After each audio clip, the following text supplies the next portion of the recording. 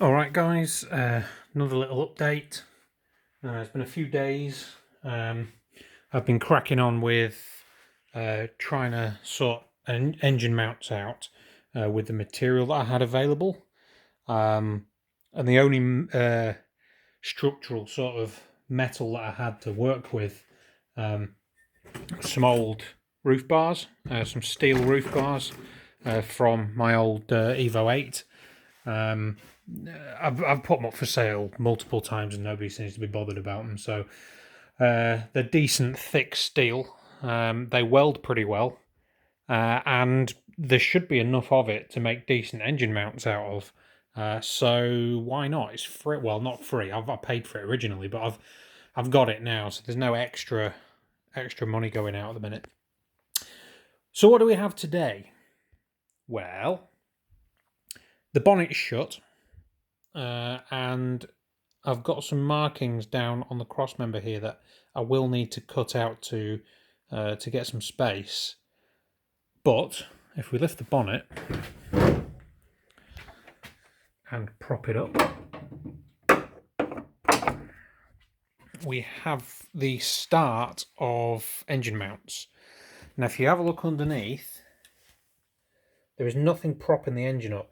That jack there, that jack there is just lifting the lower bar up. What I've done, and if any micra guys here, this fore and aft bar that runs underneath the engine, I've actually flipped it round and mounted it backwards. And the reason for that is because the engine's as high as it can go in the engine bay without cutting lumps out of the bonnet. And the sump sits all right. So an all right location, is about the same level as the rest of the floor, but you've got this whacking great drop here, which I think is the oil pickup. Now that sits really low on the car, and I don't like it. So what I've done to try and protect it is flipped this bar around. This is usually under the car, and what that does, it gives me this dropped right down as sort of a bit of protection for the sump. I do have an aluminium sump guard there, which I don't think is going to fit, but I might be able to cut a piece of it off and mount it here, going across, and then sort of back up again. It's not going to be very low, this car. It's going to be a sort of rally replica, so it will be big arch gaps and wallowy suspension and stuff. So this should never be a problem of hitting the floor. However, I'd rather it didn't. And I don't know if they do a a flat sump for the ZX9 or if it's possible to have it modified for it to be flat. But in the meantime, this is my answer to that, so that it doesn't get twatted off on a speed bump or something. I'm going to drop it off the jack tomorrow once I get the rear engine mounts sort of mocked up. Again, like I say, the rear ones, they can't be a permanent fixture because I haven't got a diff in there. So the engine's exactly the same position it was before. If we look across the car, like so, you can see that the valve cover it's almost level. The engine should be tilted forward a bit more. The problem I have with that is the oil filter, that pickup down here is even further down, and the other issue you have is that the chain output starts lifting up quite high as well, and I don't like the fact that the carburetors are right up against the bonnet, and I mean, it shouldn't make a lot of difference with it being at this level. Now, this engine mount here, I've used the original gearbox mount, which should be that way and lower down, and it normally mounts to the gearbox here. I've used this on this side, welded the part of my roof bars into here, and then doubled it up underneath so I can weld that to what was the clutch bracket on the micro engine, which is then bolted into the engine here. And that is then braced with another straight of roof bar. Like I say, it's quite thick gauge steel, so there shouldn't be a problem with this being structural. I mean, it's designed to take loads on a roof. So what I've done, I have a load of these plates which are designed for seat belts. They go behind your chassis. You weld them in and then screw. Sorry, I'm going to sneeze.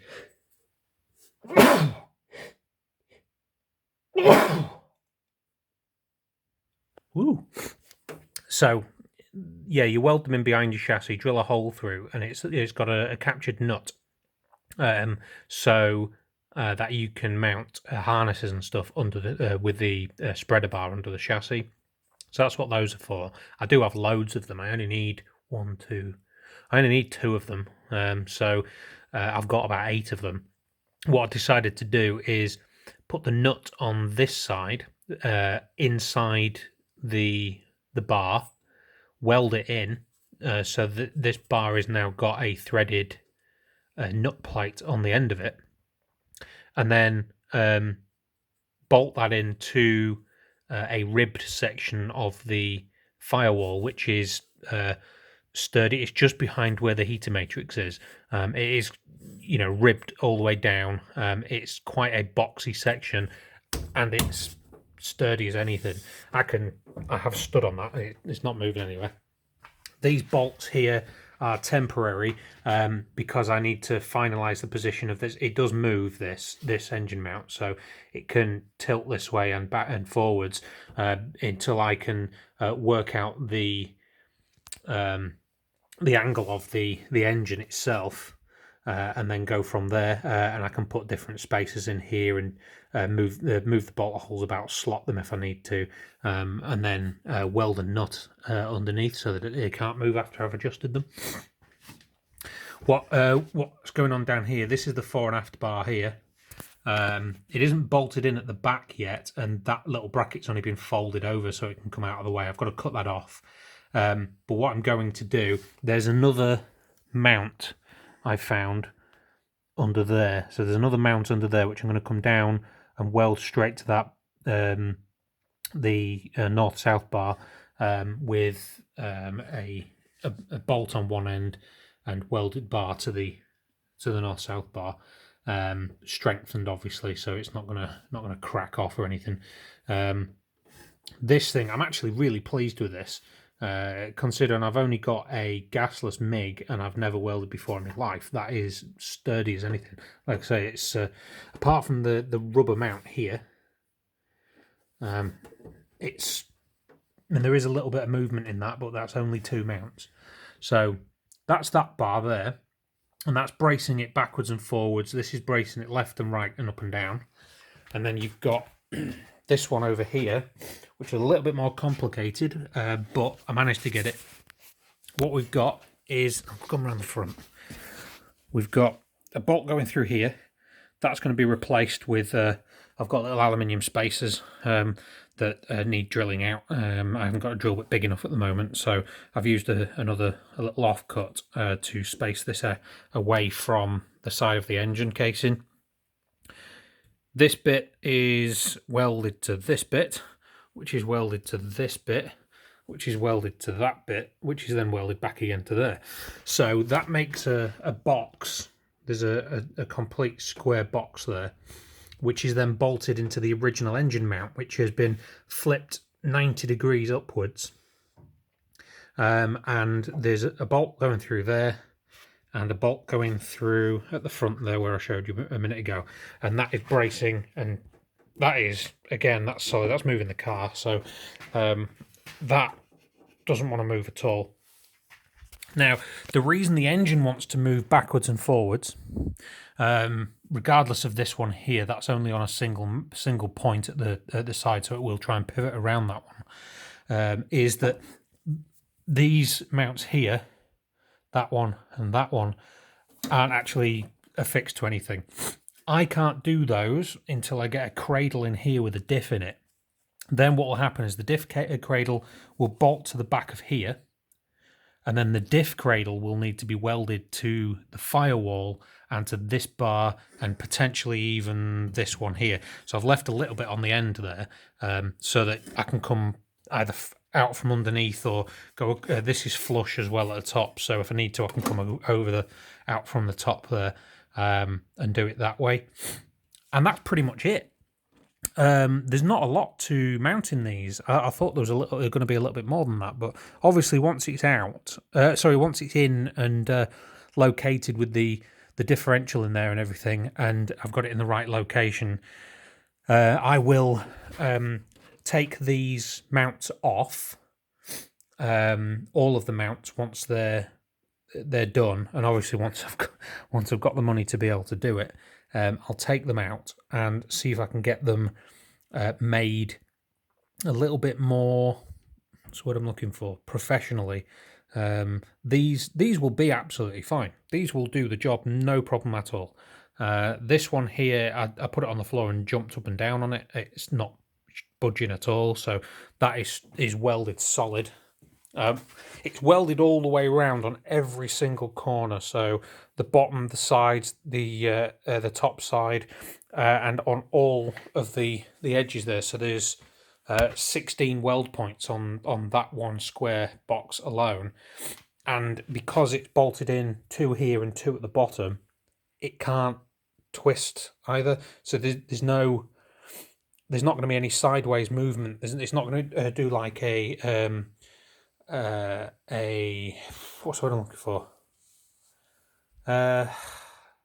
Rhombus, parallelogram.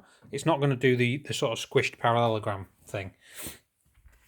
So that's where I've got to so far. Like I say, that engine mount there is it's not brilliant. It's not perfect, but it's adequate. Again,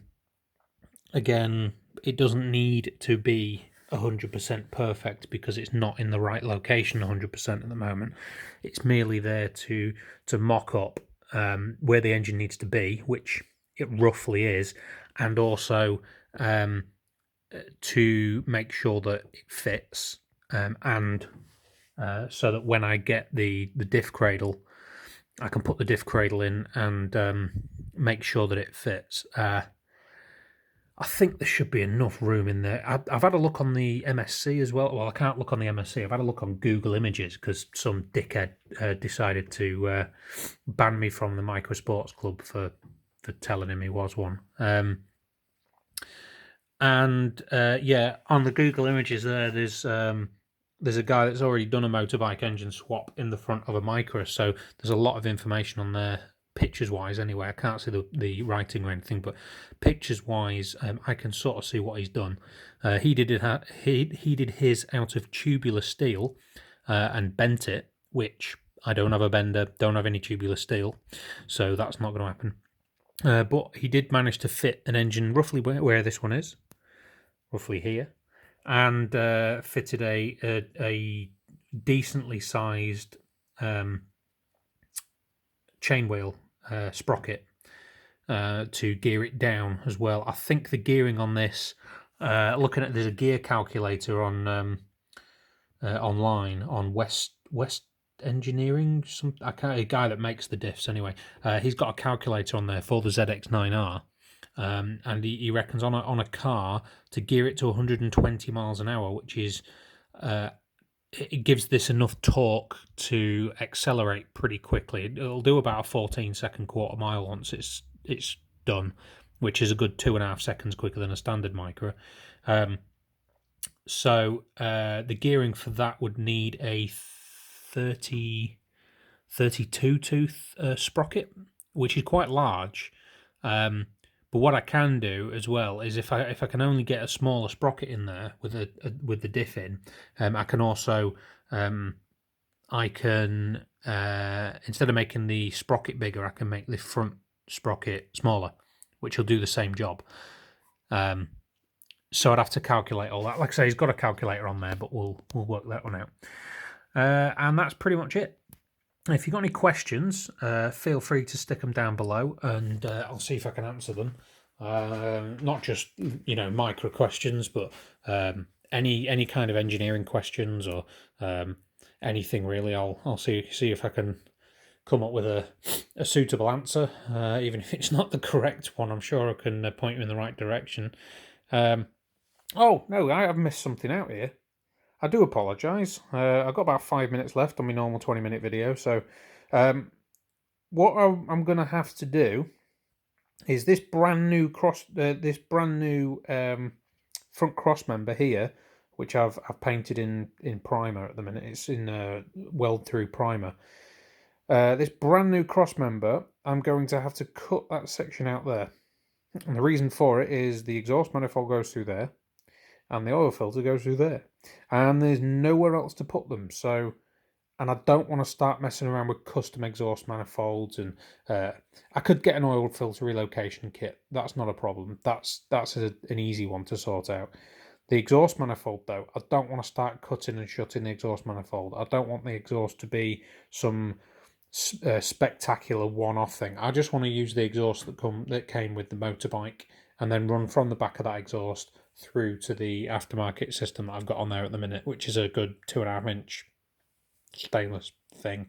It was on a micro with an SR20, so it flows pretty much, as much as you want it to.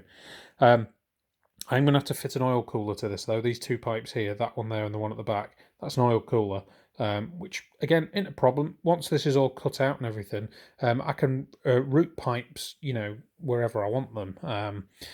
I don't think the big Civic radiator is going to fit where it was, but it might fit a little bit further forwards.